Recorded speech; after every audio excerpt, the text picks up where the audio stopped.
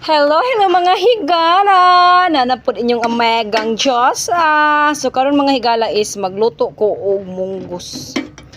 So nagpalata pa ko og karlang kay mao ni ang magkalami sa atong munggos kanang ganahan ko og ilaut-laut. So ako ni siyang palataon din akong dugmok-dugmokon. So mga higala, nagbukal-bukal na ang ato ang munggos. So, idiro na to atong munggos.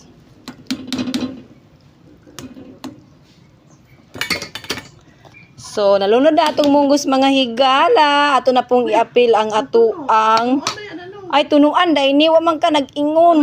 So, now mga higala is atong butangan o gata. Kay, wala ko na-inform na ang ako ng munggos is pagataan di ay. So, atong butangan o gata. Gata. Fresh gata.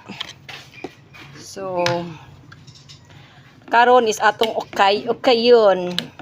So, ang lamas na ito ni mga higala is kaning tanglad, atsyal, o kanang ahos.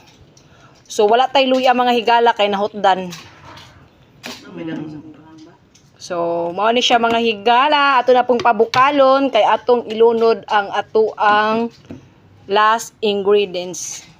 So, now mga higala is nagbukal-bukal na atong tuno lugo. Kuha na nato og bulad. Kanang atong sobra nga bulad. Oh. So, walay masayang sa atong sudan mga higala kung unsay mga available da sa inyong kusina. So, atong ibutang o bulad. So, karon is nalunuran na siya og bulad is ato na siyang butangan og petchay. Katong petchay niya nga katong puti. So, pang last na lang nato to ang kuan kaning iyang stock. Ang stock sa petchay atong ibutang.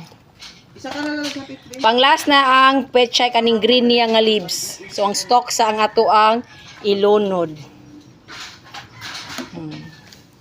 Lami kay mga higala sa naong palangdaan. So and then ato na siyang timplahan og asin. Oh, ping ping ping ping ping. Oh, Chef Boy Logro. Ping ping ping ping ping. Ana siya. Unya atong okay-okayon. Then tilawan.